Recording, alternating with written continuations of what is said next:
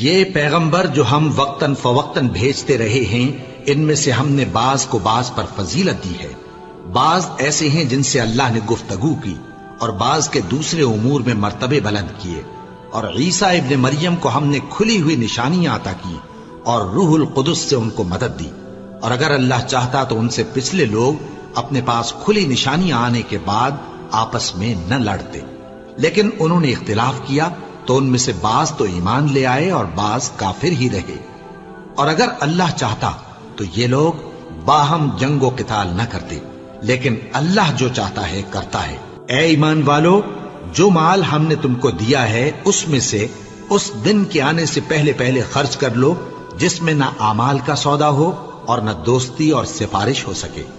اور کفر کرنے والے لوگ ظالم ہیں۔ اللہ وہ معبود برحق ہے کہ اس کے سوا کوئی عبادت کے لائق نہیں، زندہ ہے، سب کو تھامنے والا، اسے نہ اونگ آتی ہے نہ نیند، جو کچھ آسمانوں میں اور جو کچھ زمین میں ہے سب اسی کا ہے۔ کون ہے کہ اس کی اجازت کے بغیر اس سے کسی کی سفارش کر سکے؟ جو کچھ لوگوں کے روبرو ہو رہا ہے اور جو کچھ ان کے پیچھے ہو چکا ہے اسے سب معلوم ہے، اور لوگ اس کی معلومات میں سے کسی چیز پر دسترس حاصل نہیں کر سکتے، ہاں جس قدر وہ چاہتا ہے اسی قدر معلوم کرا دیتا ہے۔ اس کی بادشاہی اور علم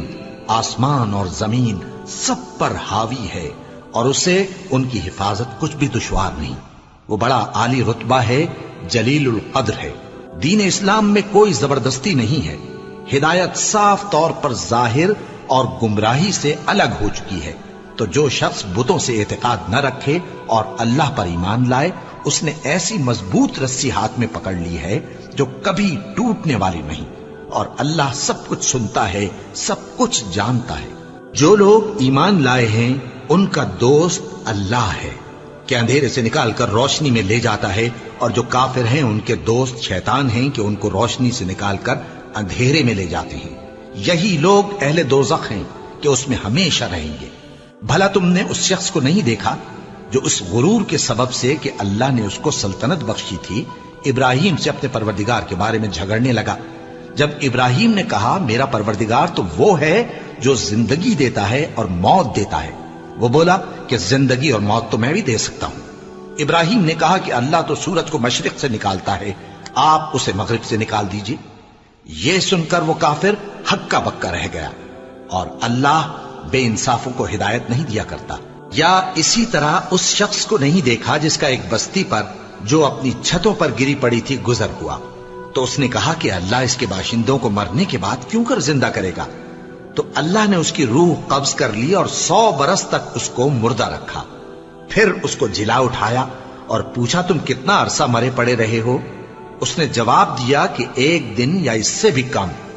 اللہ نے فرمایا نہیں بلکہ 100 برس مرے رہے ہو، اور اپنے کھانے پینے کی چیزوں کو دیکھو کہ اتنی مدت میں مطلق سڑی بسی نہیں، اور اپنے گدھے کو بھی دیکھو جو مرا پڑا ہے۔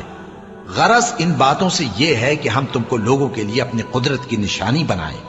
اور ہاں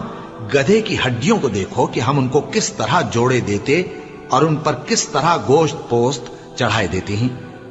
جب یہ واقعات اس کے مشاہدے میں آئے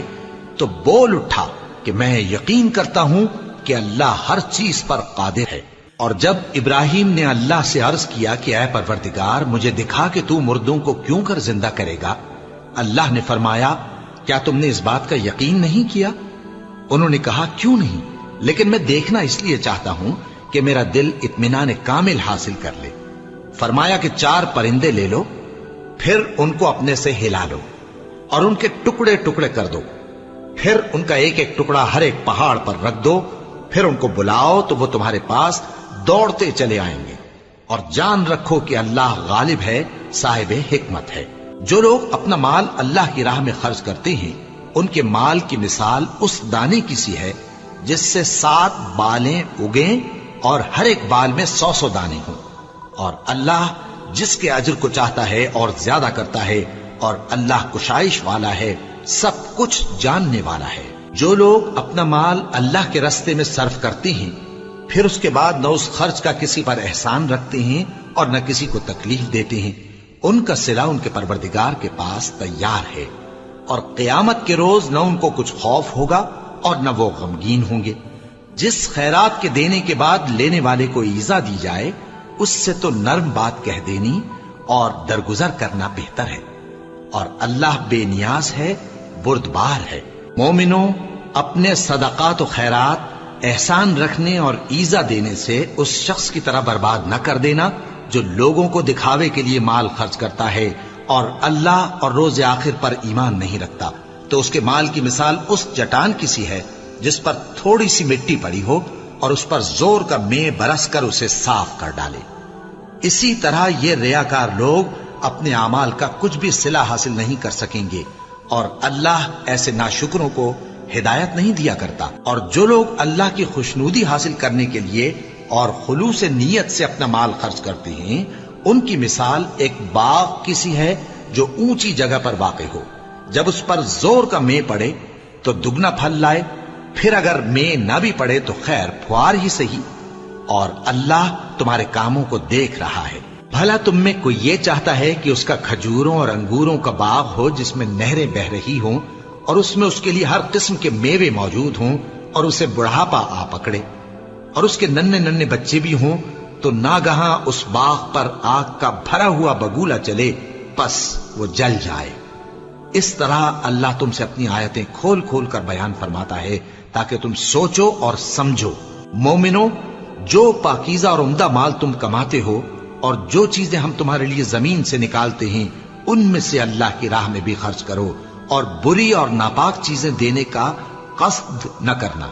کہ اگر وہ چیزیں تمہیں دی جائیں تو بجز اس کے کہ لیتے وقت آنکھیں بند کر لو، ان کو کبھی نہ لو، اور جان رکھو کہ اللہ بے نیاز ہے، خوبیوں والا ہے۔ شیطان تمہیں تنگ دستی کا خوف دلاتا اور بے حیائی کے کام کرنے کو کہتا ہے، اور اللہ تم سے اپنی بخشش اور رحمت کا وعدہ کرتا ہے، اور اللہ کشائش والا ہے، سب کچھ جاننے والا ہے۔ وہ جس کو چاہتا ہے دانائی بخشتا ہے، اور جس کو دانائی ملی بے شک اس کو بڑی نعمت ملی۔ اور نصیحت تو وہی لوگ قبول کرتے ہیں جو عقل مند ہیں، اور تم اللہ کی راہ میں جس طرح کا خرچ کرو یا کوئی نذر مانو، اللہ اس کو جانتا ہے، اور ظالموں کا کوئی مددگار نہ ہوگا۔ اگر تم خیرات ظاہر کر کے دو تو وہ بھی خوب ہے، اور اگر پوشیدہ دو اور دو بھی ضرورت مندوں کو تو یہ تمہارے لیے بہتر ہے، اور اس طرح کا دینا تمہارے گناہوں کو بھی دور کرے گا، اور اللہ کو تمہارے سب کاموں کی خبر ہے۔ اے نبی صلی اللہ علیہ وآلہ وسلم، تم ان لوگوں کی ہدایت کے ذمہ دار نہیں ہو، بلکہ اللہ ہی جس کو چاہتا ہے ہدایت بخشتا ہے۔ اور مومنو، تم جو مال خرچ کرو گے تو اس کا فائدہ تم ہی کو ہے، اور تم تو جو خرچ کرو گے اللہ کی خوشنودی کے لیے کرو گے،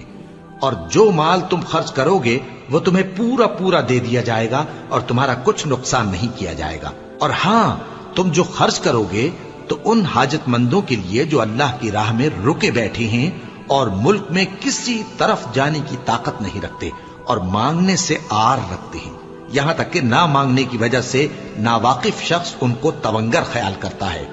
اور تم قیافے سے ان کو صاف پہچان لو کہ حاجت مند ہیں، اور شرم کے سبب لوگوں سے منہ پھوڑ کر اور لپٹ کر نہیں مانگ سکتے۔ اور تم جو مال خرچ کرو گے کچھ شک نہیں کہ اللہ اس کو جانتا ہے۔ جو لوگ اپنا مال رات اور دن اور پوشیدہ اور ظاہر اللہ کی راہ میں خرچ کرتے رہتے ہیں، ان کا صلہ ان کے پروردگار کے پاس ہے، اور ان کو قیامت کے دن نہ کسی طرح کا خوف ہوگا اور نہ غم۔ جو لوگ سود کھاتے ہیں وہ قبروں سے اس طرح حواس باختہ اٹھیں گے جیسے کسی کو جن نے لپٹ کر دیوانہ بنا دیا ہو، یہ اس لیے کہ وہ کہتے ہیں کہ سودا بیچنا بھی تو نفع کے لحاظ سے ویسا ہی ہے جیسے سود لینا، حالانکہ سودے کو اللہ نے حلال کیا ہے اور سود کو حرام۔ تو جس شخص کے پاس اللہ کی نصیحت پہنچی اور وہ سود لینے سے باز آ گیا تو جو پہلے ہو چکا وہ اس کا، اور قیامت میں اس کا معاملہ اللہ کے سپرد، اور جو پھر لینے لگا تو ایسے لوگ دوزخی ہیں کہ ہمیشہ دوزخ میں جلتے رہیں گے۔ اللہ سود کو نابود یعنی بے برکت کرتا اور خیرات کی برکت کو بڑھاتا ہے، اور اللہ کسی ناشکر گناہگار کو دوست نہیں رکھتا۔ جو لوگ ایمان لائے اور نیک عمل کرتے اور نماز پڑھتے اور زکوٰۃ دیتے رہے، ان کو ان کے کاموں کا صلہ اللہ کے ہاں ملے گا، اور قیامت کے دن ان کو نہ کچھ خوف ہوگا اور نہ وہ غمناک ہوں گے۔ مومنو، اللہ سے ڈرو، اور اگر ایمان رکھتے ہو تو جتنا سود باقی رہ گیا ہے اس کو چھوڑ دو، پھر اگر ایسا نہ کرو گے تو تم اللہ اور اس کے رسول کی طرف سے اعلان جنگ سن لو، اور اگر توبہ کر لو گے اور سود چھوڑ دو گے تو تم کو اپنی اصل رقم لینے کا حق ہے، جس میں نہ اوروں کا نقصان اور نہ تمہارا نقصان۔ اور اگر قرض لینے والا تنگ دست ہو تو اسے کشائش کے حاصل ہونے تک مہلت دو، اور اگر زر قرض بخش دو تو وہ تمہارے لیے زیادہ اچھا ہے، بشرطے کہ سمجھو۔ اور اس دن سے ڈرو جبکہ تم اللہ کے حضور میں لوٹ کر جاؤ گے، اور ہر شخص اپنے اعمال کا پورا پورا بدلہ پائے گا اور کسی کو کچھ نقصان نہ ہوگا۔ مومنو، جب تم آپس میں کسی میعاد معین کے لیے قرض کا معاملہ کرنے لگو تو اس کو لکھ لیا کرو، اور لکھنے والا تم میں کسی کا نقصان نہ کرے بلکہ انصاف سے لکھے۔ نیز لکھنے والا جیسا اللہ نے اسے سکھایا ہے لکھنے سے انکار بھی نہ کرے اور دستاویز لکھ دے، اور جو شخص قرض لے وہی دستاویز کا مضمون بول کر لکھوائے، اور اللہ سے کہ اس کا مالک ہے خوف کرے، اور زر قرض میں سے کچھ کم نہ لکھوائے۔ اور اگر قرض لینے والا کم عقل یا ضعیف ہو یا مضمون لکھوانے کی قابلیت نہ رکھتا ہو تو جو اس کا ولی ہو وہ انصاف کے ساتھ مضمون لکھوائے، اور اپنے میں سے 2 مردوں کو ایسے معاملے کے گواہ کر لیا کرو، اور اگر 2 مرد نہ ہوں تو 1 مرد اور 2 عورتیں جن کو تم گواہ پسند کرو کافی ہیں، کہ اگر ان میں سے ایک بھول جائے گی تو دوسری اسے یاد دلا دے گی۔ اور جب گواہ گواہی کے لیے طلب کیے جائیں تو انکار نہ کریں، اور قرض